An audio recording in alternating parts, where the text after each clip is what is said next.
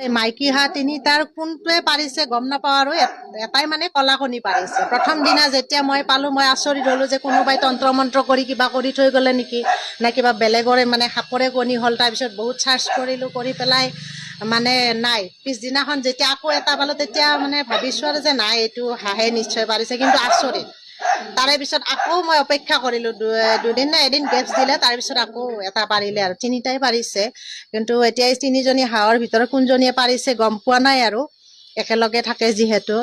এই কলা হাঁহৰ কণী মানে বিচাৰি মানে মানুহ বহুত আহিছে মোৰ ঘৰত, মই দিয়া নাই। মই ভাবিছোঁ তাৰমানে মোৰ যিটো সন্দেহ সেইটো মাৰিব বিচাৰিছোঁ যে মই উমনি দিম, তাৰ পৰা কি মানে জন্ম হয় সেই বস্তুটো চাব বিচাৰিছোঁ আৰু এইকাৰণে ৰাখি থৈ দিছোঁ। আৰু কিছুমানে ফটো লৈ গৈছে ঘৰত আহি পেলাই ষ্টেটাছ দিছে, ক'ৰবাত হেৰি কৰিছে, এনেকুৱা আৰু। আমি আচৰিত, সাধাৰণতে গাখীৰ আৰু কণী বগাই, আমি বগা বস্তু লিখিব দিলে সৰুৰে পৰা পাইছোঁ যে বগা বস্তু কি কি, মানে তেতিয়া আমি গাখীৰ কণী এইবিলাকে লিখোঁ। কিন্তু যেতিয়া কণীয়ে কলা হৈছে ভাবিছোঁ মানে কলিৰ যুগটো আৰু কিছুমান নাভূত নাচপ্ৰুত এনেকুৱা কিবা হ'ব